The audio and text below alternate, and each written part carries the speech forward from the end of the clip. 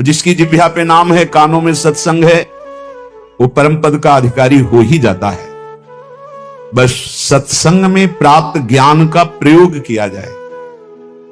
जीवन भर लड़ाई केवल अपने मन से है और किसी से नहीं है।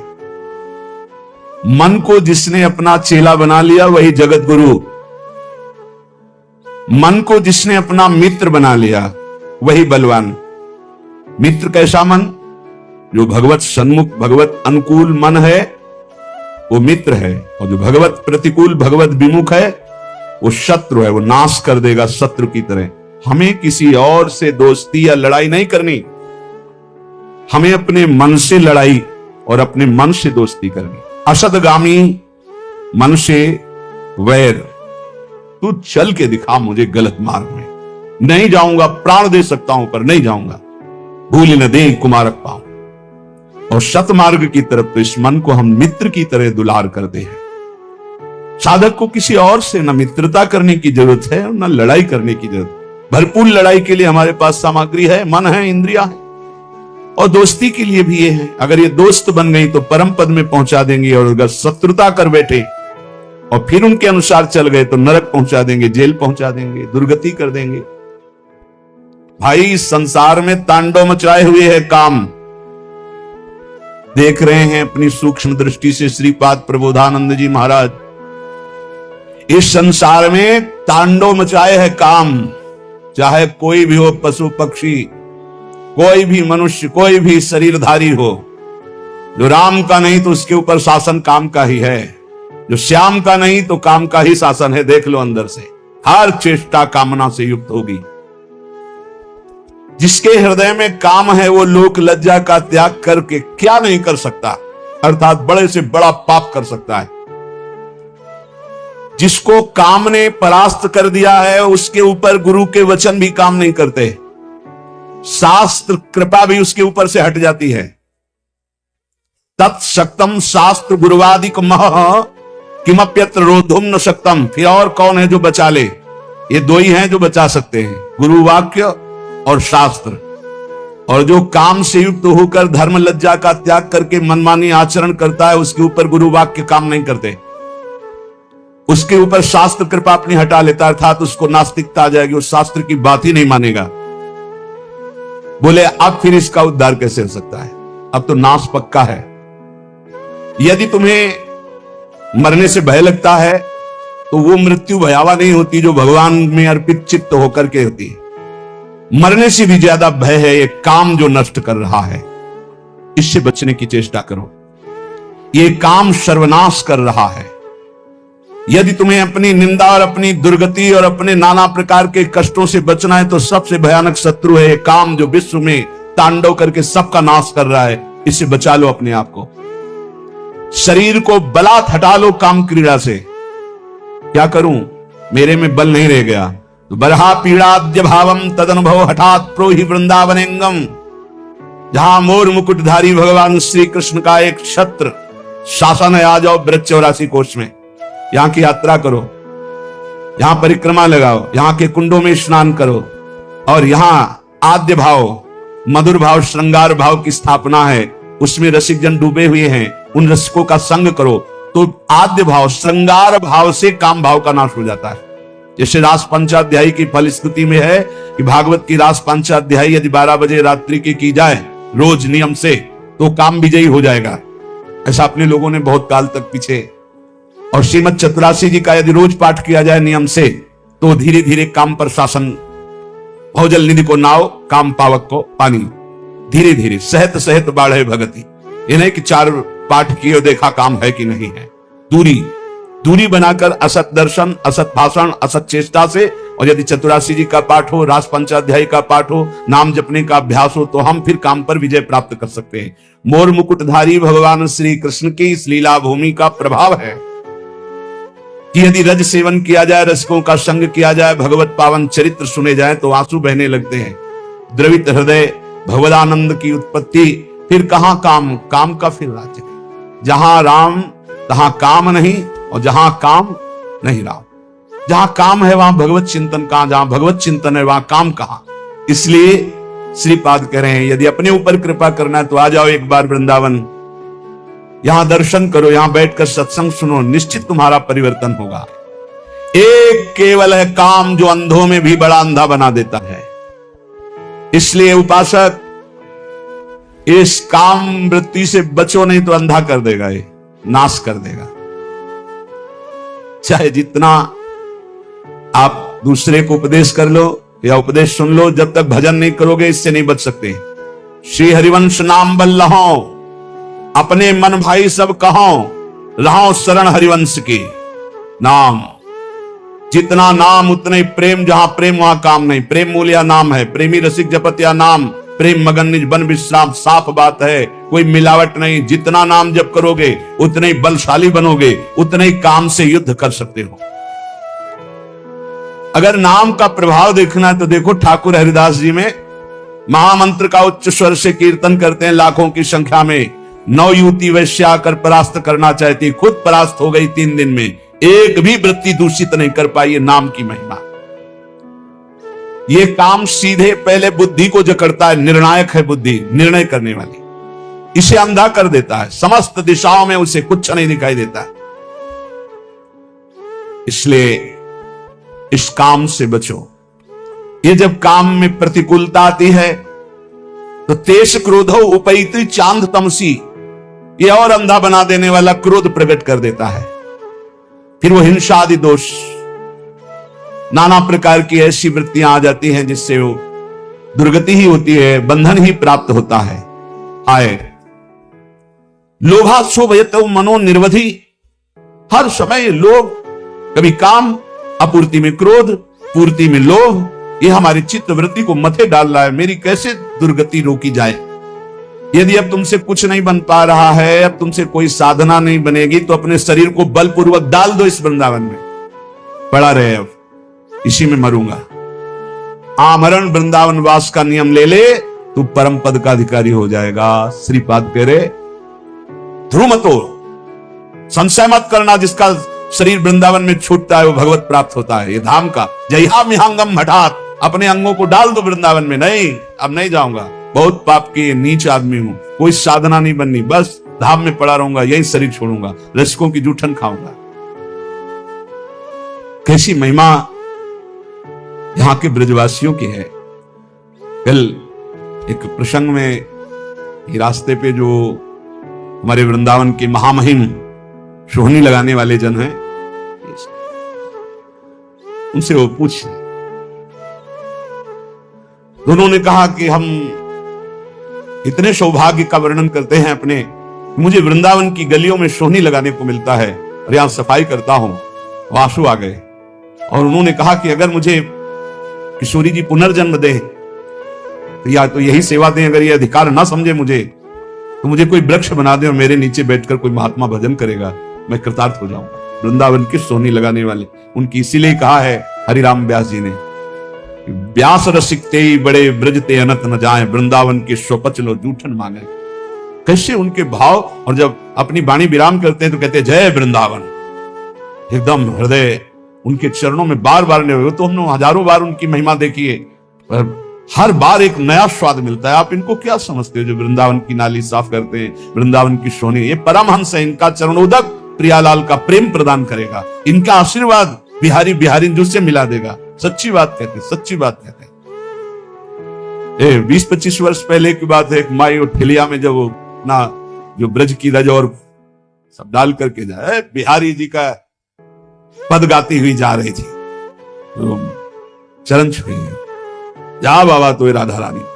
सच्ची कहते हैं, एक बड़े महात्मा के आशीर्वाद में जितनी सामर्थ उतनी सामर्थ्य यहाँ के सोहनी लगाने वालों में है। इनको साधारण मत समझ, हठात डाल दो अपने शरीर को वृंदावन में, ये तुम्हें भगवत प्राप्ति करा देगा, इसमें कोई संशय नहीं, कोई संशय नहीं। साधक इस बात को ध्यान दें, ज्यादा उबने की जरूरत नहीं है। 4 हैं उपासना के केंद्र, नाम रूप लीला धाम। एक में तो तुम अनन्य हो ही ना, धाम के वासी हो। धाम का प्रभाव है चलत फिरत सुनियत यह है, श्री राधा वल्लभ लाल ऐसे वृंदा विपिन में बसत रहो सब काल। धाम का प्रभाव है वृंदावन में जो कबो कछुक भजन नहीं होए, रज तो उड़ी लागे तने पीवे जमुना तो। यहाँ का प्रभाव है वृंदावन प्रभाव सुन अपनो ही गुण देत, जैसे बालक मलिन को मात गोद कर ले। और देश के बसती घटत भजन की बात, वृंदावन में स्वार्थ हो उलट भजन हुए जात। बिल्कुल निराश होने की जरूरत नहीं, आखिरी श्वास तक भगवत प्राप्ति का प्रयास करें। न मेरे में कोई बल रह गया है, न दया आदि कोई सद्गुण है, ये सब सद्गुणों ने मेरी उपेक्षा कर दी। मेरी बुद्धि भी ठीक निर्णय नहीं कर रही। माया की इतनी बड़ी बड़ी श्रृंखलाएं, मैं उनको तोड़ नहीं सकता। क्षोभ, काम, बस स्थूल देह कैसे सुखी रहे, भोजन मिल जाए, भोग मिल जाए, आराम व्यवस्था हो जाए, ये मेरा स्वभाव। मेरा भी कल्याण हो सकता है, अर्थात ऐसे का भी कल्याण हो सकता है। बोले हाँ हो सकता है, बस एक बात, सहना। सहने का स्वभाव बनाकर यदि वृंदावन में पड़े रहो तो तुम्हें भी भगवत प्राप्ति हो जाएगी। ऐसे लक्षणों से जो युक्त हैं, कोई बल नहीं, कोई भागवतिक सद्गुण नहीं, माया की श्रृंखलाओं पर इतना हम जकड़े हुए, उनसे हट नहीं सकते। स्वभाव राक्षस जैसा, अपवित्र मुर्दे जैसा, दृष्टि स्त्री भोग के लिए केवल जा रही, चित्त क्षोभ से युक्त है, और सारा का सारा प्रयास केवल स्थूल देह के पोषण में है। कैसे मेरा कल्याण हो? बोले हो सकता है।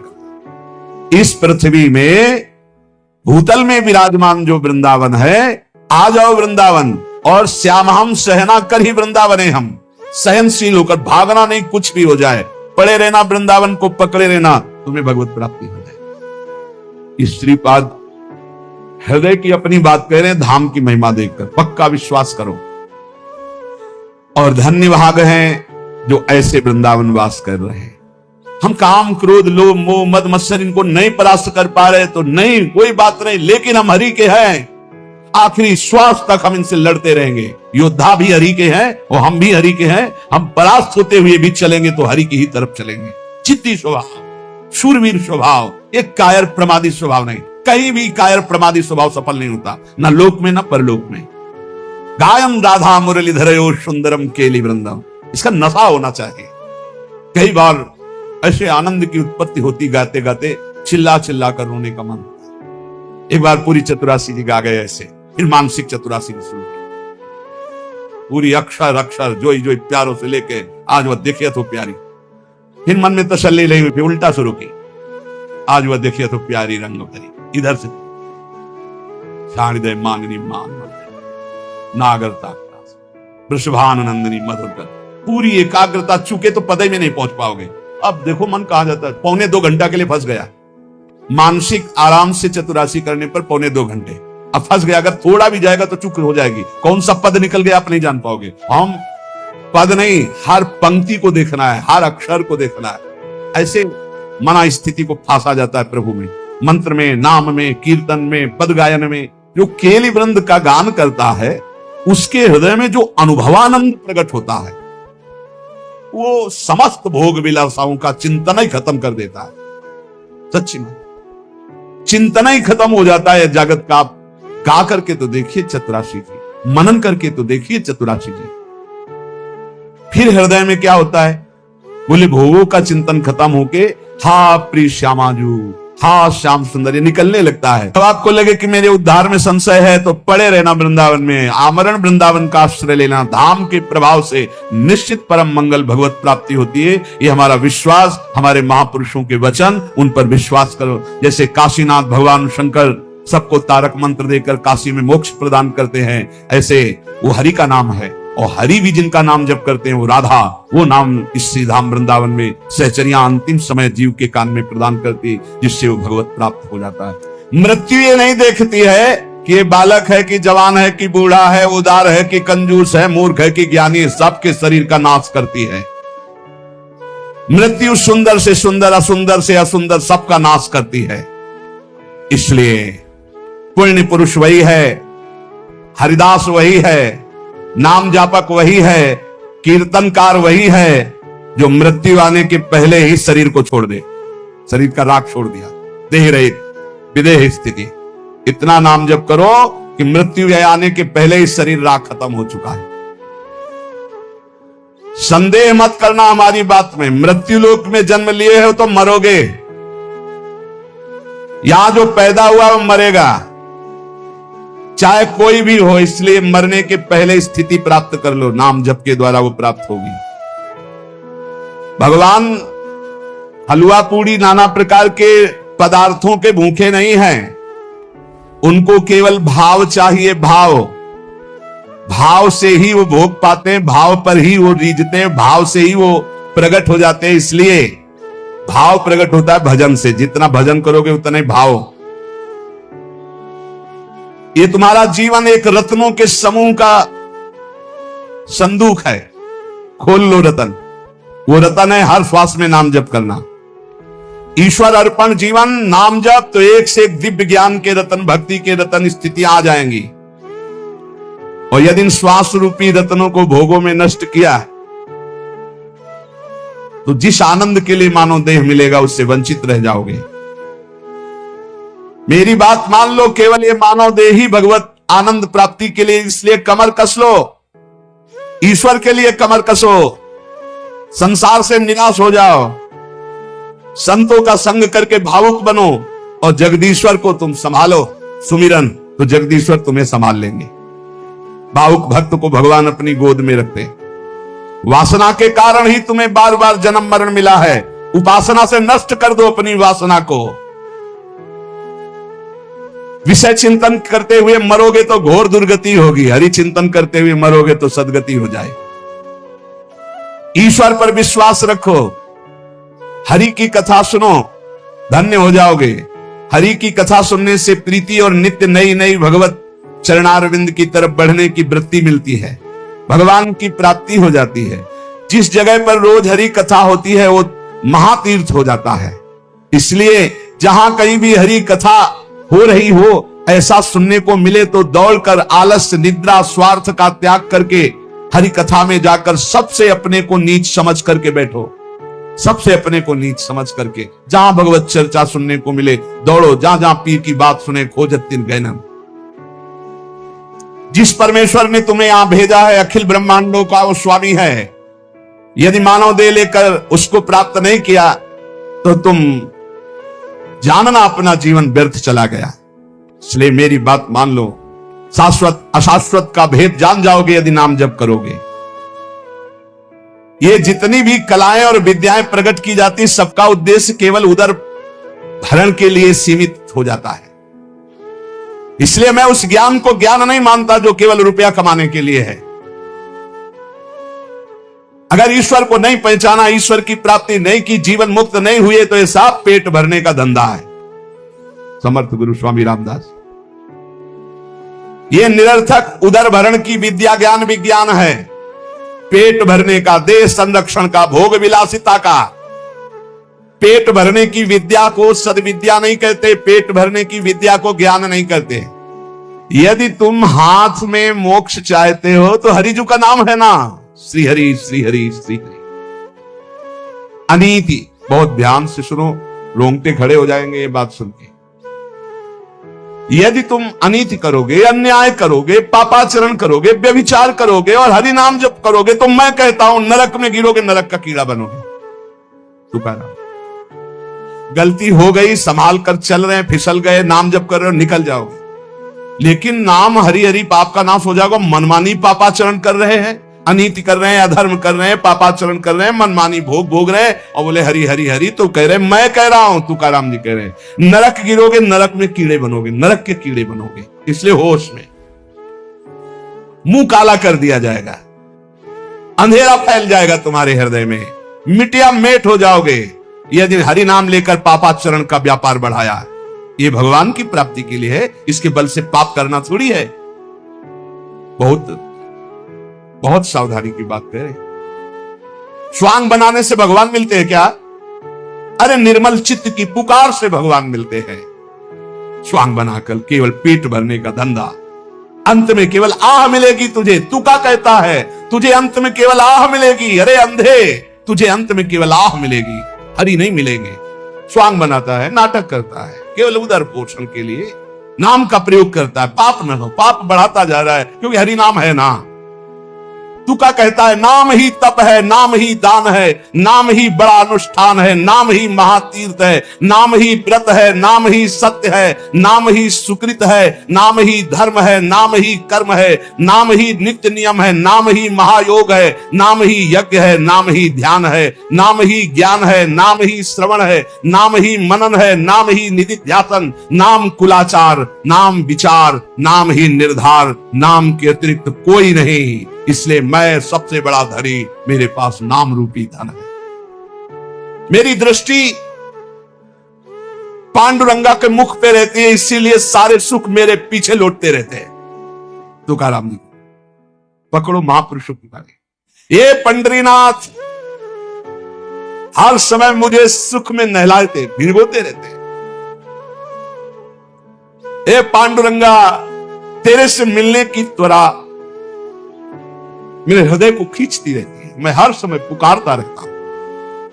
हे हरि, तेरे नाम कीर्तन में अपार सुख मिलता है। सदैव भगवान के धाम गए महाभागर। श्री तुकाराम जी के लिए सबके देखते देखते विमान आया और सबको प्रणाम करके जय जयकार करते हुए विमान पर चढ़ के सदैव भगवत धाम गए। ये नाम कीर्तन का प्रभाव। हे हरि, तेरे कीर्तन में अपार सुख है। जहां चार भक्त मिल गए, नाम कीर्तन हो रहा, तो वहां हरि रुक नहीं सकते। वहां आते तो त्रिवेणी हो जाती, भक्त, नाम और हरि। ये जहां त्रिवेणी होती है, वहां किस सुख की कमी होती है? भक्त का संग, नाम कीर्तन, तो वहां भगवान उपस्थित रहते हैं। अमृत का बीज क्या है? नाम। अमृत तत्व का सार क्या है? नाम। गुह का गुह क्या है? नाम। पकड़ लो ये सब महापुरुषों की बाणी। ये नाम मुझे सदा सदा के लिए निर्मल अपार सुख प्रदान कर रहा है। ये नाम मुझे हरि की लीला की समाधि में डुबो देता है। देखो, अपने मुख से अपनी स्थिति का वर्णन करके हम लोगों के लिए दे रहे हैं। ये नाम पहले तो बताया, अमृत का बीज क्या है? नाम। अमृत तत्व का सार क्या है? नाम। गुह का गुह क्या है? नाम। ये मुझे सदा सुख में डुबोए रहता है। ये निर्मल महासुख प्रदान कर रहा है। ये नाम मुझे समाधि में डुबो देता है, हरि लीला चरित्र में डुबो देता है। नाम के बल से लोभ, मोह, माया, आशा, तृष्णा, काम, इन सबको रफू चक्कर होते देखा है। तुकाराम जी कह रहे अपने हृदय से रफू चक्कर होते भागते देखा है। पांडुरंगा ने इनकी ऐसी पिटाई की, काम, क्रोध, लोभ, मोह, आशा, तृष्णा, माया सब मेरे हृदय से भाग गए नाम के प्रभाव से, और अपने रंग में रंग डाला। हम विट्ठल के लाड़िले हैं, इनके हमारे विट्ठल लाड़िले। हम विट्ठल के लाड़िले हैं, हम ठसक में रहते हैं। हमसे काल भी भयभीत होकर कांपता है। हमसे तुकाराम जी कह रहे, सत्य मानना, मैं नारायण की शपथ खा करके कहता हूं, जहां भी बैठता हूं वही खेलता है पांडुरंगा। चाहे मैं भोजन कर रहा हूं, चाहे बैठा हूं, चाहे खेल रहा हूं, कभी मेरा संग नहीं छोड़ता। पर हर समय में राम कृष्ण हरि जय जय, राम कृष्ण हरि जय जय, राम कृष्ण हरि, यही माला गूंथ करके हृदय से चलाता रहता हूं। श्वासों की माला ये हमारी चलती है। मेरा आसन, मेरा शयन, मेरा भोजन, मेरा गमन सब विट्ठल के संग होता है। अगर नाम चल रहा है, सुमिरन चल रहा है, तो आपका भी ऐसा ही जीवन है। तुका जी कहता है कि ये गोविंद अखिल विश्व में भरा हुआ है। मेरे को अनुभव हो रहा, मेरा गोविंद भरा हुआ है। मैं विट्ठल की शपथ खा के कहता हूं कि मेरा एक शब्द भी मिथ्या नहीं है। सब साधनों में सबसे सुगम, महामहिम, समस्त वैभव को, चाहे पारमार्थिक हो चाहे लौकिक हो, हस्तगत करना हो तो नाम कीर्तन और नाम जप करो। ये शपथ खा के क्यों कहा? क्योंकि हम लोग बड़े अविश्वासी हैं। ऐसे हरिवंश महाप्रभु कह रहे, मेरी सो भैया कृष्ण गुण संच। मेरी शपथ है तुम्हें कृष्ण के गुणों का गायन करो, कृष्ण का सुमिरन करो। मेरी सो सब कुछ बन जाएगा। ई परलोक सकल सुख पावत, मेरी सो भैया कृष्ण गुण संचो। सेवक जी कह रहे, गोविंद दुहाई भाई जो न सेवो श्यामा हरि। तुम्हें गोविंद की कसम है जो श्यामा श्याम की सेवा न करो, भजन न करो। मैं विट्ठल की शपथ खा के कहता हूं, गजब की बात है। अपने इष्ट की शपथ मतलब हद है। अब अगर इन महापुरुषों के वचनों पर विश्वास हो जाए तो हस्तगत है, इस लोक परलोक का जो सुख चाहो प्राप्त हो जाएगा। तुम केवल नाम जप करो, नाम कीर्तन करो। मैं विठ्ठल की शपथ खा के कहता हूं, लोक परलोक की जो चीज चाहोगे तुम्हें प्राप्त हो जाएगा, जो चाहोगे। इंद्रियों की अभिलाषा मिटाना, मन को शांत कर देना, ब्रह्मानंद में डुबो देना, ये सब पवित्र कार्य नाम के द्वारा होता है। तुका कहता है वही भोजन स्वादिष्ट है जिसमें विठ्ठल का उच्छिष्ट है, वही चर्चा स्वादिष्ट है जिसमें विठ्ठल की चर्चा है। विठ्ठल के बिना सब रूखा। क्या माता से बच्चे को यह कहना पड़ता है कि मुझे संभालो? यह माता की जिम्मेवारी है कि वो बच्चे को संभाले। वो संभालती है, अपनी छाती से लगाए रहती है। ऐसे मैं क्या विठ्ठल से कहूं मुझे संभालो? वो मेरी मां है, संभालेगा। करो सदा तिल के रखवारी, जिम बालक राखे मातारी। मैं क्यों सोच विचार करूं? मैं क्यों अपने सिर पर भार लूं? मेरी मां विठ्ठल है ना, वो देखेगा। अरे बिना मांगे बिना विचारे मां अपने बच्चे को खिलाती पिलाती है, संभालती है। बच्चा तो खेल खेलने में आ सकता है, ऐसे ही बस मुझे इस ठसक में पड़े रहना है। हमारे माई श्यामा जी को राज वो कह रहे हैं योगक्षेमम भाम्याम, सब देख लेंगे पक्का। इतना अभी हम संतों से यही कह रहे थे, ए भाई ये बादशाहों का मार्ग है। जा मिटी चिंता मिटी मनुआ बेपरवाह, जिनको कछु न चाहिए और साहन के साथ। ऐ मन तू इधर उधर मत भटक, किसी से आस मत कर। ये यज्ञ तीर्थ याटन आदि साधनों का आश्रय मत ले। एकमात्र राधा राधा राधा, इससे अपार सुख की प्राप्ति हो जाएगी, दुख की जड़ नहीं रह जाएगी। सदा आगाध शोभा सिंधु प्यारी जू का वरदहस्त आपके ऊपर रहेगा। प्यारी जू कौन है? परब्रह्म परमात्मा, जिनका जस गाते हैं और जिनकी पग पधारने पर आगे आगे सोहनी लगाते हैं, पुष्प दल बिछाते हैं, वो है श्री राधा। ऐसी श्री राधा का निरंतर नाम रटन करो, आराधना करो। बहुत जल्दी हमारी करुणामयी अलवेली सरकार है, बहुत जल्दी प्रसन्न हो जाती है। ये प्रसन्न हो गई तो परमात्मा अधीन हो गया, श्री कृष्ण अधीन हो गए। भगवान जिसे अपनाना चाहते हैं उसे सब जगत ठुकराने लगता है। पकड़ो, ये जो रोना धोना शुरू कर देते हो कि अब तो हमसे कोई बात नहीं करता, अब तो ऐसा, ये भगवान की विशुद्ध कृपा है जो ये मोह जाल अज्ञान अविद्या ये तुमसे दूर हो रही है, असलियत समझ में आ रही है। विश्वास कीजिए इस बात पर, भगवान की कृपा की अवहेलना मत कीजिए। यदि तुम्हें कोई तिरस्कार कर रहा है, तुमसे कोई बात नहीं कर रहा है, तुम्हारे सामने भारी समस्याएं आ रही, तो कृपा है हमारे श्री हरि की। अब ऐसा विधान होने वाला है जिससे जन्म जन्म की बिगड़ी बनने वाली है। मान लो बात। भगवान जिससे अपना प्रेम देना चाहते हैं उसको सब जगत से ठोकर लगवा देते हैं। ऐसा ही है, ऐसा ही है। जिस पर भगवान कृपा करते हैं उससे जगत में कोई प्यार नहीं करता, और वो ठुकराया हुआ जगत का जब भगवान के द्वार पर आता है तो निहाल हो जाता है। कृपा करते हैं तब ठुकराते हैं, ये कृपा होती है। अगर चिंतामणि वैश्या बिल्व मंगल जी को ठोकर न लगाती तो भगवत साक्षात्कार की योग्यता ना थी। जगह जगह पर ऐसा देखा गया कि जब जगत की ठोकर लगी तो भगवान का द्वार उसे दिखाई दिया। फिर भगवान ने इतना ऊंचा उठा दिया कि उसे भगवान स्वरूप मानने लगे। हम बिल्व मंगल जी को बिल्व मंगलाचार्य भगवत स्वरूप माना गया। हमारा जीवन सार्थक हो जाएगा यदि हम अपने आप को श्री भगवान के हवाले कर दें। मन वचन कर्म से अब मैं आपका हूं। दुख दो या सुख दो, दुर्गति हो या सदगति हो, अब केवल आप ही मेरी गति हो। बहुत बड़ी उत्तम बात है। भगवान के लिए अपना सर्वस्व समर्पित कर दो, अभी बेपरवाह हो जाओगे। ये जो चिंता है, जो शोक है, जो नाना प्रकार की परेशानियां हैं, ये अहंकार कारण है। अहंकार। भगवत प्राप्ति कुछ कठिन नहीं है, बिल्कुल कठिन नहीं है। किसी साधन की जरूरत नहीं है। साधन केवल असाधन त्यागने के लिए। असाधन त्याग दो, अभी भगवत स्वरूप प्रकाशित हो जाए। क्योंकि वो है, जो है उसको किसी साधना से पैदा नहीं किया जाता, वो है। साधन से असाधन का नाश हुआ, मन शांत और निर्मल हुआ, भगवत साक्षात्कार हो गया। अगर हमने अपने प्रभु को सर्वस्व समर्पण कर दिया तो अनेक तोष पाऊं, अनेक प्रकार से अपने भक्त का सुख। भगवान का एक नाम है भक्त जनमन रंजन। अपने भक्त के मन को अपार आनंद देने वाले बन जाते हैं। प्रायः लोग डिप्रेशन के शिकार होते चले जा रहे हैं। क्यों?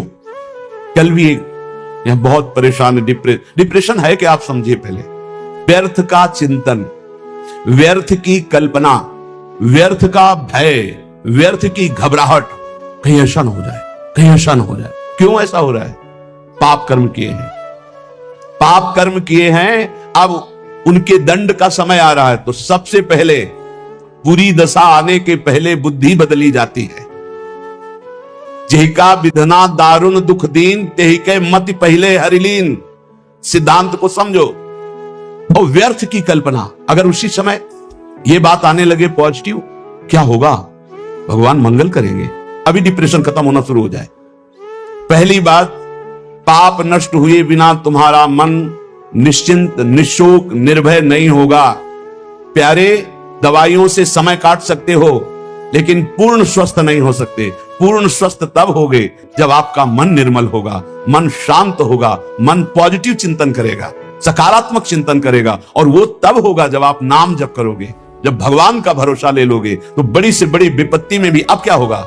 वही होगा जो प्यारे ने मंगल रचा है। अब वही होगा जो आनंदमय होगा।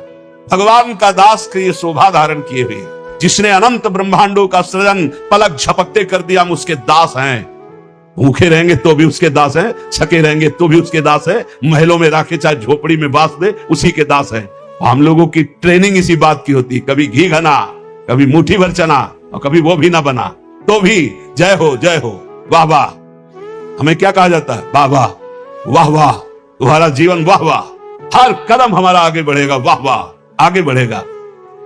अब हाथी ते उतर के गधा में तो चढ़ना शोभा नहीं देगा। अर्थात भगवत शरणागति स्वीकार करके और जन जन से मांगना, जो मांगे सो बिल्कुल समझो भिक्षुक है, भक्त न सुने कभी भिखारी। ये बहुत घटिया बात है जो बाबा जी होकर के रुपया मांगता घूमे, बिल्कुल घटिया बात है। और ये भगवान की शरणागति पर कलंक है, और ऐसे कभी भक्त होते ही नहीं। और हमें लगता है ऐसों को बढ़ावा देना भी नहीं चाहिए, नहीं देना चाहिए। जो रुपये से अपनी वासना का पोषण करें और भगवान के नाम पर कलंक, दासत्व का कलंक धारण करें, नहीं। ये हमारे शास्त्र सिद्धांत गरज कर कहते हैं। अरे घुटने टेके, हमने देखा है महापुरुषों को, महापुरुषों को देखा है। एक गरीब किसान अगर 10 रुपया निकाल के देता है, हाँ इसे आराम से रख ले, और वही 18 लाख रुपए एक आकर के दे रहा सामने रख, उठा, नहीं सरकार आपकी सेवा, क्यों तुम्हारे बाप के नौकर सेवा में लगा दे, उठा चल। क्यों? उसको क्यों देखा? क्योंकि वो अहंकार से दे रहा है कि हम बड़े धनी, और वो गरीब बड़े धन्यता से दे रहा है, मालिक हम तो देने लायक नहीं, गरीब आदमी 10, वो उठा करके बड़ी प्रशंसा करते हुए और उसको रखते, और एक वहीं बड़ी धनराशि देता, अपमानित करके हटा देते। चलो कैसे समझा जाए? दुर्योधन कह रहा है आओ दुशासन के महल में देवराज इंद्र को भी जो भोग दुर्लभ है वो है। मानो भगवान को कह रहा है आओ, जो तुमने नहीं पाया होगा वो पाएंगे। वहां से चले आते हैं, देखते भी नहीं, और विदुरानी के हाथ के केले के छिलके पाते हैं। जैसा मेरे स्वामी का स्वभाव, वैसा सेवक का भी स्वभाव होता है, वैसे उनके संतों का और भक्तों का स्वभाव होता है। वो कभी वैभव पर झुकने वाले या बिकने वाले नहीं होते हैं। हे प्रभु, बार बार जन्म हो और आपका ही नाम जप करके आपकी लीलाओं का गायन कर व्यतीत हो, और आपके परम प्रेमी भक्त संतों की जूती का मैं रक्षक कहलाऊं। जहां उनकी जूती उतरे वहां मैं रखकर उनको साफ करूं और उनकी सुरक्षा करूं। एकमात्र अपने आराध्य देव का आश्रय, और आराध्य देव का आश्रय जब सदगुरु के द्वारा मिलता है तो एक खास बात होती है, उसमें संबंध पकड़ने वाली बात है, बड़े भाव का विषय है। अगर हमसे भजन नहीं भी हो रहा है तो हमारी भगवत प्राप्ति निश्चित है, यदि हमारा संबंध दृढ़ है।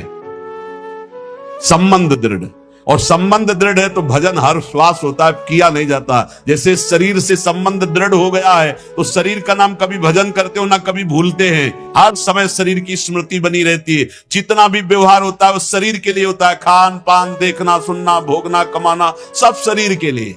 संबंध, भगवान संबंध का बहुत सुंदर व्यवहार जो हमारा बनता है हृदय में, तो वैसे ही प्रभु निर्वाह करते हैं। हमारे संबंध के 5 भाव हैं,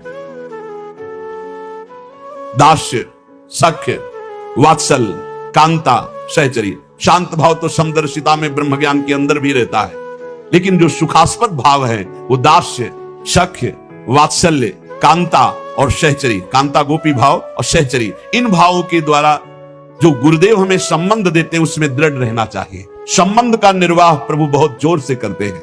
संबंध जो मिला है वो ठसक में बदल जाए। मैं प्यारी जू की सहचरी हूं, मैं प्रियाजू की प्रिय सहचरी, ये ठसक बन जाए, जिससे अपने वृंदावनवासी राधा उपासी नित्य विहार रस के जो भजनानंदी जन है, चाहे वो गृहस्थ हो चाहे विरक्त, ठसक होनी चाहिए हमारे माई श्यामाजू को राज, मैं श्री जी की हूं, मैं प्यारी जू की हूं। सच्ची मानिए ये स्त्री पुरुष शरीर की पोशाक है, न तुम स्त्री हो न पुरुष हो, भगवत दिव्य अंश हो।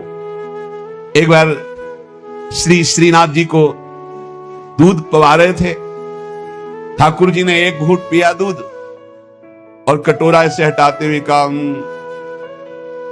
जय जय, क्या कमी रह गई दूध में? ठाकुर जी ने कहा बहुत मीठा कर दिया, मिश्री बहुत अधिक डाल दी, मुझसे पिया नहीं जाता। बड़ी मनोहर थे, आज पी लो कोई बात, क्योंकि पुत्र भाव है। ठाकुर जी ने बड़ा ऐसे करते हुए पिया। दूसरी बार भोग में आपने मिश्री कम मिलाई, ठाकुर जी ने एक घूंट पिया, ऐसे कर कहा जय जय, आज क्या कमी?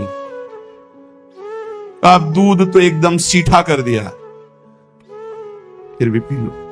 थोड़ा ही कम तो मिश्री मिलाई, पहले वाले में आप कह रहे थे मिश्री बहुत अधिक है, इसे थोड़ी कम कर दी। बोले नहीं सीठा है, पी लो, आप पी लो, पी लो। बहुत दुलार किया, दूध पी लिया। तीसरी बार जब भोग लगाया तो मिश्री अलग दूध अलग। लालजू ने कहा आपने ऐसा क्यों किया, मिश्री क्यों नहीं मिलाई? गोसाई जी ने कहा जब मेरे द्वारा मिलाई हुई मिश्री आपको पसंद ही नहीं आती, कभी कह देते हो बहुत मीठा है, कभी कह देते हो सीठा है, तो आज स्वयं मिला लो।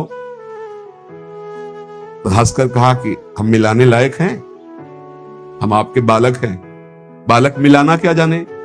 और दौड़ गए और गोद में बैठकर छाती से चिपक गए और कहा रूस गए क्या, मिला के पिलाओ, हम तो बालक हैं, हम थोड़ी मिला पाएंगे। ये था माम प्रपद्यन्ते, वात्सल्य भाव मेरे पुत्र हो। तो वैसे ही ठाकुर जी गोसाई जी के हृदय से चिपक करके श्री श्रीनाथ जी कहने लगे मैं तो आपका बालक हूं ना, और शुभ प्रवाह होने लगा। ठाकुर जी ऐसे महान सुख देते हैं जो जिस भाव से। एक दिन मचल गए, सैया रचना करके जब शयन कराने को गए, कहा ये सैया ठीक नहीं है, दूसरी सैया ले आए।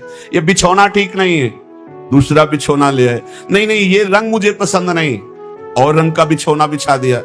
अब कितने बिछौना कितनी सैयाएं बदल दी लालजू महाराज बार बार, ये ठीक नहीं, ये ठीक नहीं। पसीना पसीना हो गए थे गोसाई जी। गोसाई जी ने कहा कि आपको कौन सी सैया पसंद आएगी, कौन सा बिछौना पसंद आएगा? बताओ, तुम सैया बनो और तुम्हारी छाती पे हम सोएंगे, क्योंकि हम यशोदा मैया की गोद में ही सोते हैं। अगर दिन में कभी अथाई में बाबा के पास गए तो उनके तोंद पे लेट के सोते, तो आप लेटो और आपकी गोद में हम। श्रीनाथ जी, श्री विठलनाथ जी गोस्वामी जी की गोद में जैसे माँ की गोद में बच्चा, ऐसे श्रीनाथ जी सोए। एक दिन चूड़ी पहनाने वाली आई, गोसाई जी ने कहा कि जाओ हमारे घर में जितनी बहुएं हैं सबको चूड़ी पहना दो और पैसा यहां ले लेना आके। आपके 7 पुत्र थे तो 7 बधुएं थी। गोसाई जी ने ये नहीं कहा कि 7 बधुओं को पहना देना, कहा कि मेरी जितनी बहुएं हैं उन सबको चूड़ी पहना दो और पैसा यहां से ले जाना। अब उनकी 7 बहुएं तो चूड़ी पहनी, 8वीं श्री स्वामिनी जू पहुंच गई अपने कर कमल। ही उस चूड़ी पहनाने वाली ने श्री जी के कर कमल को देखा, अशुभ प्रवाह, आनंद मूर्ति हमारी प्यारी जो है, अशुभ प्रवाह होने लगी। ऐसा उसको लगने लगा कि आनंद के आवेग में मुझे मूर्छा आ जाएगी। नीलांबर का हल्का सा घूंघट है, मनो मृणाल, मनो कमल लाल, ऐसे सुंदर कर कमल। वो सोच रही इनके कर कमल में पहनाने लायक तो चूड़ियां ही नहीं हमारे पास। श्री जी ने इशारा किया, पहनाओ। किसी तरह वो प्रेम शिथिल होते हुए जैसे जैसे इशारा होता गया वो चूड़ियां पहनाई। बहुत देर तक वह शुभ प्रवाह करती रही। इसके बाद गोस्वामी जी के पास उसको ले जाया गया। गोस्वामी जी ने 7 बहुओं की चूड़ी के कितने पैसे होते, तो उसने कहा 7 नहीं 8। गोसाई जी ने कहा 7 बहुएं तो तू 8 की बात कैसे कह रही? तो उसने कहा मैं कसम खा के कहती हूँ मैंने 8 बहुओं को। तो बोले जब 7 हैं ही तो 8 कैसे? तो उनका मैं कसम खा के कहती हूँ 8 बहुएं थी और मैंने 8 को पहनाई है, और जो 8वीं थी वो इतनी सुंदर थी, इतनी, और रोने लगी। गोसाई जी ने कहा कि ऐसा कैसे हो सकता है, चलो इससे झंझट हटे, 8 बहुओं की चूड़ी पहनाने के पैसे दे दिए।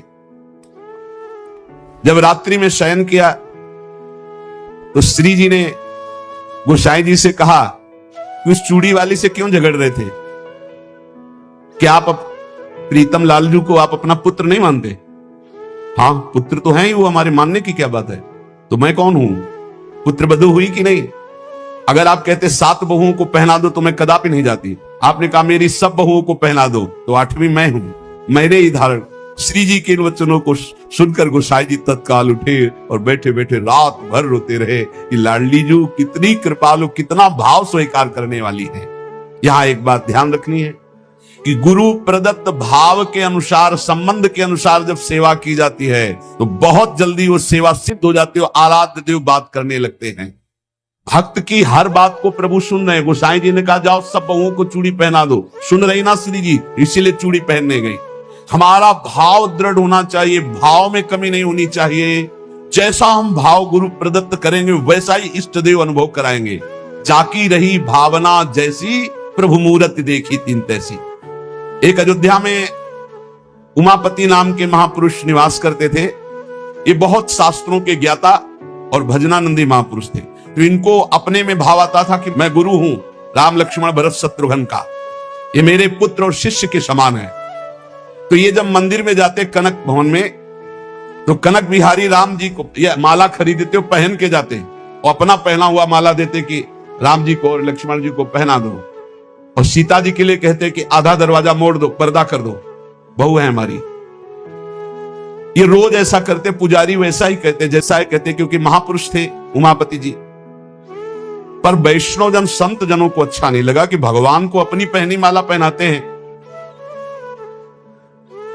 सब वैष्णव जन खिलाफ हो गए और कहा ऐसा नहीं हो सकता, भगवान केवल तुम्हारे नहीं कि तुम आकर अपनी प्रसादी माला भगवान को पहनाते हो। तो उन्होंने कहा यदि आप लोग ऐसा कहते हो तो हमारी बात सुन लीजिए। गुरु के सामने शिष्य कभी अमनिया माला पहन ही नहीं सकता, भाई हमारे शिष्य हैं। बोले हम तुम्हारी इन बातों को नहीं मानते भावुकता की, लेकिन कल से आप ठाकुर जी को अपनी प्रसादी माला नहीं पहनाएंगे। वो अमनिया माला लेके आए 10 और कहा लो पहनाओ। तो जो राम जी के गले में डालते टूट के गिर जाती, लक्ष्मण जी के गले में डालते टूट के गिर जाती। 10 माला पहना दी, वो सब टूट के गिर गई। सब संत और वैष्णव खड़े देख, बोले देखा ये भला अमनिया पहन सकते हैं जब मैं इनका गुरु हूं। वशिष्ठ भाव से वो रहते। फिर उन्होंने माला मंगवाई और सामने माला पहनी और जे ही दी कि लो पहनाओ। वो माला टूटी नहीं, वो माला धारण हो गई। पंडित जी ने सब संतों से प्रार्थना की कि ठाकुर जी को जिस भाव से भजा जाता है ठाकुर जी वैसा ही व्यवहार करते हैं। आप अपने स्वामी के रूप में देखते हैं, लेकिन ये हमारे शिष्य हैं, हमारे पुत्र के समान हैं, क्योंकि मैं वशिष्ठ भाव से रहता हूं, इसलिए प्रभु मेरे भाव का पोषण कर रहे हैं, आप लोग अन्यथा ना समझिए। बड़ा विचार। कल हम जानते हो क्या कह रहे थे? अगर तुम अविनाशी हो तो हम भी अविनाशी हैं। तुम क्या समझते हो? लगा लो होड़, कितने जन्म लगाओगे, आपको जीत के रहेंगे, क्योंकि आपके दास हैं, कोई और नहीं है। और ये कोई वाणी से नहीं होता है, ये अंदर ही अंदर होता है। अगर आप अविनाशी तो मैं भी अविनाशी हूं, आपका ही बच्चा हूं और आपका ही दास हूं। अनंत जन्म चाहे लग जाएं, लेकिन आपको जीत के रहूंगा, आपको अधीन करके रहूंगा। कर लो जितनी माया की आपको प्रचंड ये बाजी फैलाई है, ये धूल चलाई है, चाहे जितना चला लो। हमें अपनी चिंता नहीं, हमें आपके जो शरणागत है उनकी चिंता है। उन पर क्यों आप जादू टोना करते हो? इतनी हिम्मत तो है ना कि सामने आ जा। इतनी हिम्मत नहीं गुरु, अभी इतनी हिम्मत। विश्व में सबसे बड़े बलवान हो, लेकिन इतनी हिम्मत नहीं। आ जाओ, हिम्मत हो तो आ जाओ, सबके बीच में आ जाओ। छुपते घूमते नहीं घूमते, आओ गल भैया देके खड़े हो जाओ, कैमरे के सामने खड़े। एक नई घटना घट जाए कि राधा केली कुंज में प्रिया प्रीतम प्रकट हो गए। शर्माते हैं, उनके लिए भीख मांग के खाते हैं, उनके लिए सब परिवार को छोड़ा, उनके लिए जीवन अर्पित किए हैं, और उन्हीं के बल से सब हुआ है, हुआ उन्हीं के बल से। पर पता नहीं कौन सा इंतजार कर रहे हैं कि रो रो के आंखें फूट जाएं, चिल्ला चिल्ला के मर जाओ तब मिलेंगे, पता नहीं कैसे। अरे ऐसे आओ, मुस्कुरा के मिट जाओ, आनंद से ऐसे सब खड़े हैं, सब देख लिए और सब मोक्ष प्राप्त हो गए, सब मुक्त हो गए। पता नहीं उनका क्या चला जाएगा, दिखाने में कुछ चला जाएगा, अपना रूप दिखा दो कैसे बने हो। हम इसलिए कह रहे कि शायद आ जाए मन में कि दिखा दे, तो नहीं दिखाएगा, बहुत कमजोर है। अखिल लोक ब्रह्मांड नायक है, परात्पर ईश है, सर्वत्र है, सब जगह है, और इनको किससे शर्म है तो पता नहीं क्यों नहीं आते। भगत रोता है, आ जाओ प्रभु, हे कृष्ण, हे दयामय, और बैठे सुन रहे देख रहे, प्रकट नहीं होंगे। कभी कभी तो मन आता है बैठे रहो, प्रकट वृंदावन में तो आ गए, अब यहाँ ईंट पत्थर नजर आ रहे, आप तो नजर आ नहीं रहे। अब जब आप नजर नहीं आओगे तो जो नजर आ रहा है उधर ही देखेंगे, नजर आ रही है आपकी माया। बोले माया पर विजय प्राप्त करो, तो बैठो हमारे हृदय में, अभी माया पर विजय प्राप्त हो जाए। ये सब इनकी कमी है, हमारी तो कोई कमी नहीं। बताए क्यों कमी नहीं? क्योंकि अगर हमारी कोई कमी है तो इनके द्वारा, माया के द्वारा की हुई कमी है। इन्हीं की माया का तो है, कोई पड़ोसी की माया है, इन्हीं की माया है। तुम्हारी माया बाजी पसारी विचित्र, सुन मुनि मोहे काकी कोड़, कह हरिदास तुम्हारे हम जीते तो न तो। पर इनको लज्जा भी नहीं आती है। हार कर भी अपनो परण विसार, भगत को पूर्व परण विसाऊ। अपने बड़े विचित्र है, कोई बस नहीं चलती ना इनके यहाँ की, कोई बस नहीं चलती। चलती कोई बस है, कोई बस जिसमें बैठ के चला जाए? ना इनसे कोई बस चलती है और ना इनके यहाँ कोई बस चलती है। ये बड़े स्वतंत्र है। अब कैसे रीझते हैं, न जाने कौन से गुण पर या अवगुण पे रीझ जाते हैं। पूरी जिंदगी हो गई, जैसे भी है वैसे पूरी जिंदगी हो गई इनके, फिर भी कोई माया का। तब लगता है अच्छा अभी हमको चेक करना बकाया रह गया है क्या, अभी परीक्षा बकाया रह गई। लड़ते ही रहते। इतने बड़े भगवान हो तो तुम्हें आने में शर्म लगती है। हम सब खड़े हो जाएंगे, तुम्हारा स्वागत करेंगे, आओ महाराज। अरे यहां ना हो तो एकांत में गुरु भवन में आ जाओ, कहीं भी आ जाओ, मतलब नहीं। बस नहीं ना बता रहे, बस नहीं है। नहीं तो बस इतनी बात होनी चाहिए कि जो शरण में आ गया, आपके जैसे भी मन लगाना चाहता है उससे माया हटा दो। बेचारा ये हमारी तरफ चलना चाहता है, अब जहां चलना चाहता है इतनी माया फेंक दी कि बेचारा उसी में खेलने लगता है। कैसे निकल पावे जब आपकी माया है, कोई छोटी मोटी की माया है। सारे कानून भगत के लिए बने, इनके लिए कोई कानून नहीं। इनके लिए भी होना चाहिए कि ऐसे ऐसे ऐसे तुमको भगत के साथ ऐसा करना है, ऐसा करना। शर्तें दोनों तरफ की होनी चाहिए, पर आप तो स्वतंत्र है, आपके ऊपर कोई शर्त नहीं। जितनी शर्त है वो भगत के ऊपर है, और ऊपर से माया का प्रभाव है। ये इनकी प्रचंड माया का ऐसा प्रभाव है, ये साथ रहते हुए भी गुप्त रहते हैं। इनको गुप्त रहना पसंद है, नहीं तो सच्ची कहते हैं। वो हमारे आपके बीच में, वो हमारे आपके हृदय में, वो हमारी आपकी सुन रहे, और दोनों एक दूसरे मुस्कुरा रहे। कभी कभी मन की जो जलन है ना वो निकाल लेते हैं आप लोगों के बीच में, क्योंकि और किससे कहे। नहीं क्या आप हमारे साथ नहीं सम्मिलित हो इस बात में? आप विचार करके देखो कि जैसे भी वो घर द्वार छोड़ करके वृंदावन पड़े हो, अब ये छुपे हैं। अरे कभी मिल जाओ तो हमारा मन आप में लग जाए, मन लग जाए तो झंझट खत्म हो जाए। बोले मन मना भाव। कैसे मन मना भाव? गीता पढ़ते, भागवत पढ़ते, जो बना नाम जब करते, जैसे बना आपकी जय जयकार करते, और मन घसीट रही माया। वो बोले मनमोहन कोटि मन मन मथारी। अरे तुम हमारे जैसों के मन हरण करके देखो तो तुम्हें जाने, उनका मन हरण कर लिया, उनका मन चुरा लिया, हमारा चुराओ तो जाने तुम्हें। हमारा मन भारी पर्वत है, चुरा के दिखाओ। शाम तक चुरा लेना जितने भगत सुन रहे हो, अगर नहीं चुराया तो समझ लो फिर चोर है नहीं तुम। नहीं कहा जाता ब्रजे बसंतम नवनीत चोरम गोपांगना नाम च दुकूल चौरम अनेक जन्मार्जित पाप चौरम चौराग्रगण्यम पुरुषम नमामि। इनको सब चोरों का सिरमौर कहा गया क्योंकि चित्त चोर है, मन चोर है। पता नहीं कब चुराएंगे, किनके चुराए। जिन जिन भक्तों के चैत पढ़ो, इनसे सब नकवन हो गए, इनसे यहां तक हो गए हैं।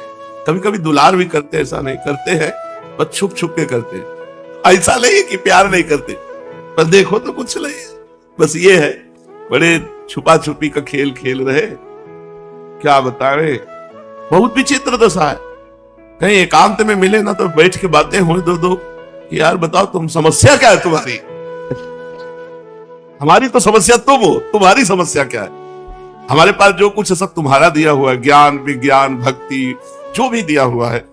आप अब हमको देखना चाहते हो तो दे दो, वही सामर्थ्य दे दो, वही ज्ञान दे दो, वही बुद्धि दे दो, वही भक्ति दे दो, वही प्रेम दे दो। आप राधा पी जी से कहते बने बैठे हो गूंगा बने हुए, कभी बोल दे बोला क्या चटनी लाओ, कभी बोल दे कि ये कर, कुछ नहीं बोलना, बस वही ऐसे कहते तो ऐसे बैठे, ऐसे कहते तो ऐसे। अरे थोड़ा तो यार हिलो डुलो, थोड़ा तो बोलो। कल कह रहे थे कि चलो टहलो, भोजन के बाद 100 कदम टहला जाता, चलो कुछ मानते ही नहीं है बोली सब। उस वैसे अब बस नहीं ना, बता रहे बस नहीं तो जीवन आपके नाम कर रहे हैं। अब चोरी छुपा मन इधर उधर झांक ताक करे तो तुम्हारे शर्म की बात है।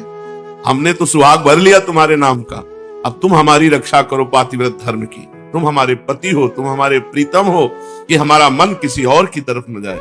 ऐसे त्रिभुवन सुंदर होते हुए किसी और के रूप की तरफ जाए, ऐसे महासुख सिंधु होते हुए किसी और सुख की तरफ जाए, तो यार लज्जा लगनी चाहिए तुमको। तुम्हारी जय बोलते हैं तो हमारी पराजय कैसे हो? जब तुम्हारी जय तो तुम ही हमारे सब कुछ होने चाहिए। अब कह दो अपना मन लगाओ, तो तुम्हारी माया है यार, हमारी जेब की थोड़ी माया, तुम्हारी रची हुई माया है। अपने भक्तों से उनको दूर रखो माया को। कहते मैं भक्तों को बहुत प्यार करता हूं, भगत मेरे मुकुटमणि। अरे मुकुटमणि मत बनाओ, चरणों की धूल बना ले, पर अपना तो बना ले। कभी कभी लगता है इनका क्या चला जाएगा, मान लो प्रकट हो गए तो इनके रूप में कमी आ जाएगी, कि इनके बैंक से कुछ घाटा हो जाएगा, महालक्ष्मी है इनकी, क्या चला जाएगा? हमारा तो सब बन जाएगा, हमारा सब बन जाए। एक बार रूप देख ले तो रात दिन बावरा बनकर उसी रूप का चिंतन करता रहे, और एक बार रूप प्रकाशित हो जाए, नव निकुंज प्रकाशित हो जाए, बस खत्म खेल। उसी दिन से मन संसार में जाना बंद हो जाएगा। तो पता नहीं किस घड़ी का इंतजार कर रहे हैं। हमें लगता है कभी कभी कि अब विरोध भाव बोलना पड़ेगा इनके लिए। जैसे ग्वालिया बाबा ने कहा आज के बाद ना माला जपेंगे, ना नाम जपेंगे, ना किसी को जपने देंगे। तो सामय के मिल गए थे, अपने ना जपे तो भरोसा ले शाम के मिलेंगे। जो कुछ नाम चल रहा है वो भी बहुत समस्या है। बताओ इस समस्या का समाधान आप लोग क्या किया जाए, क्या किया जाए? कोई उपाय है? बैठ के रोए जाए और क्या हो सकता है? दूसरा उपाय नहीं। और ये बड़ी समस्या है। जीवन अर्पित करने के बाद यदि भगवत साक्षात्कार नहीं हुआ तो हमारा जीवन का महत्व क्या है? प्रभु का बाना रखने के बाद यदि संसार अच्छा लगा तो यार इस भेष का मतलब क्या रहा? और सारी जिम्मेवारी हमारी है, आपकी भी तो जिम्मेवारी है। आपकी हम शरण में, आपकी और किसी की माया होती तो क्षमा कर देते प्रभु को, कि भाई आपकी बातचीत हुई कि नहीं हुई, उसने अपनी माया का प्रयोग कर दिया। आपकी माया है और आपके आदेश के बिना आकर्षण कर नहीं सकती, तो आप अपने भक्तों पर ऐसा क्यों प्रभाव डालते हैं माया का? जब आपकी शरण में है तो आपको निष्प्रपंच कर देना चाहिए। आप कह दे नाम है, जानते हो क्या? अहेतु की कृपालु, और पूरा हेतु चाहिए। हमें तो लगता है कि कुछ गड़बड़ी है। अहेतु की कृपालु का मतलब क्या होता? कोई हेतु नहीं। तो हमें कोई हेतु है नहीं, करो कृपा। क्यों छुपे हो, क्यों छुपे हो? क्या छुपने की तुम्हें जरूरत है कि तुम रूप नहीं दिखाना चाहते? अखिल लोक सुन मोहन मदन त्रिभंगी, मोहन मुनि मन रंगी, मोहन मुनि सघन प्रगट परमानंद। अरे स्फुरित हो जाए तो अश्रु की धारा केवल चलती रहे। मोहन मुनि सघन प्रगट परमानंद, गुण गंभीर गोपाला, शीस किरीट श्रवण मणि कुंडल उर मंडित बनमाला, पीतांबर तन धातु विचित्रित कल किंकिनी कटि चंगी, नखमन तरन चरण सरसीरु मोहन मदन। इतने तो सुंदर हो तो शायद लगता हो कि तुम लोग ऐसे सुंदर रूप के देखने के अधिकारी नहीं हो। तो ऐसी कभी कभी लड़ाई होती रहती है, और इस लड़ाई में पता नहीं फायदा है कि नुकसान। हमें तो लगता है नुकसान कम, फायदा ज्यादा है, क्योंकि विनय इनको जल्दी सुनाई नहीं देती, लड़ाई सुनाई देती है। कभी कभी हम रूठ करके लेट गए हैं जाकर के। ये 10-5 वर्ष में लड़ाई होती, रोज नहीं होती। बहुत करुणा में एक एक बात सुनते हैं, पर हमें गुस्सा इस बात की है कि तुम झुकते क्यों हो? चलो ना दर्शन दे तो तुम माया का प्रभाव क्यों भक्तों के ऊपर डालते हो? जो आपकी शरण में, झूठे से आपकी शरण में, आपका वचन है कि एक बार जो मेरी शरण में आ जाए उसको मैं मुक्त कर देता हूं। तो मुक्त कर दो माया से भाई। काहे को आकर्षित करवाते हो अपने भक्तजनों? बाना भगवान के भक्त का और आचरण अभक्त के। आपके शरणागत है, आपका जीवन, अपना जीवन एक करना चाहते हैं कि आप सोचो वही हम करने लगे, आप जो चाहो वही हमारे हृदय में चाहो। फिर ऐसा क्यों, दूरी इतनी क्यों? अब देखो आज अर्जी लगी है, अब कभी ना कभी तो सुनेंगे ही और सुनना पड़ेगा ही। हम बोले मरने के बाद वैकुंठ मिलेगा, मरने के बाद निकुंज। जीते जी प्रपंच में जल रहे, मरने के बाद वैकुंठ मिले, ऐसे वैकुंठ की हमें आवश्यकता नहीं। जीते जी भगवदानंद में मगन हो। हमारी चित्त वृत्ति जीते जी श्यामा श्याम के सिवा और कहीं ना जाए, ये हम किससे प्रार्थना करें? कोई नहीं सुनता ये बात, इस बात को कोई नहीं सुनता। जिससे कहो लंबा चिट्ठा पकड़ा देगा, ब्रह्मचर्य से रहो, मौन रहो, ऐसा करो, कम खाओ, कम सो, कम बोलो, कम देखो। कितने दिन फिर वही जाकर के माया अपना प्रभाव दिखा देती। महाराज आप कृपा करो तो बने, आप कृपा कर दो तो सहज में सब दलित दुराएं हट जाए मन की, जो प्रपंच की तरफ जा रहे। तो चाहे अर्बुद अर्बुद जन्म के पीछे कृपा करना, पर हम तो आशा लगाए रहेंगे, आपकी ही आशा। जब जीव भगवान की तरफ चलता है तो उसमें भगवान ही आकर्षित करते हैं। जीव की सामर्थ्य नहीं क्यों निकल सके, पर आकर्षण करके बीच में छोड़ देते हैं। ये हम आपको अनुभव की बात कहते हैं। छोड़ देते हैं कि अब तुम हमारी तरफ चलो। अब वो कितना चले इनकी तरफ, क्योंकि कदम कदम पर इनकी माया का प्रभाव है। सब ऐसा प्रभाव है, कोई बातें बनाने की बात नहीं। हम ये जान ही नहीं पाते कि माया का प्रभाव है, और हमसे चूक हो जाती है अनन्यता में, एक पतिव्रत में। प्रभु की अनन्यता और एक पातिव्रत धर्म में हमारी चूक हो जाती है। हम प्रभु को छोड़कर माया के भोगों को स्वीकार करने लगते हैं। तब इनकी जरूरत है। एक बार उसको स्वप्न में ही चाहे रूप झलक दिखला दो। बिना रूप देखे तुम्हारा चला था, अगर अब रूप दिखा दोगे तो ये दौड़ पड़ेगा तुम्हारी तरफ मन, पर वो दिखाते नहीं। अब देखो कब सुनेंगे। चलो पूज्य पंडित गया प्रसाद जी की बात सुनते हैं। वो क्या आज्ञा कर रहे हैं परमार्थ के पथ पर चलने के लिए। अब करी कृपा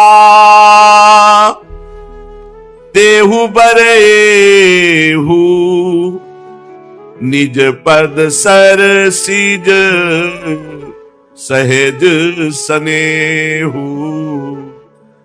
अब करी कृपा देहु बरेहु, निज पद सर सिज सहज सनेहु। हे नाथ, अब कृपा करके वरदान दीजिए कि आपके चरणों में सहज प्रेम हो जाए। जैसे हमें सहज प्रेम विषयों में है, आप कठिन लगते हैं, ऐसे ही सहज प्रेम आपके चरणों में हो जाए। ये विश्व प्रपंच सत का है या असत का, या को ठीक ठीक जान लेनो ही ज्ञान है। अंतःकरण में प्रीतम के अतिरिक्त और कोई वासना न रहे, यह वैराग्य है। और अपने इष्ट को जो प्रिय होए तथा जासो वे प्रसन्न हो तो होए, वही करनो ही भक्ति है। अपने और प्रीतम के मध्य में जो उपस्थित है वह को त्याग करनो है। केवल अपने और अपने प्रीतम रह जा, बीच में कुछ नहीं। जो असत जानवे में आयो है, वासो चित्त को सर्वधा हटाए लेनो। जो ये पता चला है कि असत है, उसका त्याग कर दो। तन मन वचन सो वो त्याग देना है जो हमारे भगवान के चिंतन में विरोधी है, चाहे वो वस्तु हो, चाहे व्यक्ति हो, चाहे स्थान हो। अब बच्चों इष्ट, इष्ट के सिवा सब कुछ त्याग। अब वाकु पाइवे को प्रयत्न करना ही भक्ति है। सेवा, नाम कीर्तन, नाम जप, लीला कथा, इसी में मन को लगाए रखना। निष्कामता और भाव को होना परम आवश्यक है। कोई कामना ना हो और प्रभु के प्रति अपना भाव हो।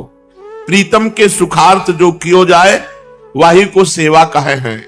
अपने प्रीतम को सुख देवे के ताई जो कियो जाए, वाही को सेवा कहे हैं। जागृत की तो दूरी बात, स्वप्नहु में प्रीतम के अतिरिक्त दूसरी वस्तु ना आवे। सब स्थिति परिस्थिति में केवल और केवल प्रीतम ही नयन मन प्राण और तन में समायो रहे। यहां तक कि अपने शरीर की हुँ सुधि न रहे, यही स्थिति को नाम है सिद्धावस्था। नयन मन प्राण तन में समायो रहे केवल प्रीतम, यहां तक कि अपने शरीर की हुँ सुधि न रहे, यही स्थिति को नाम है सिद्धावस्था। जहां जाए के सबरे संकल्प और विकल्पन को उठनो ही सर्वथा बंद हो जाए है, वही है प्रीतम को पावन देश। भजनानंद तो श्री भगवत प्राप्ति सो ही बढ़ के है।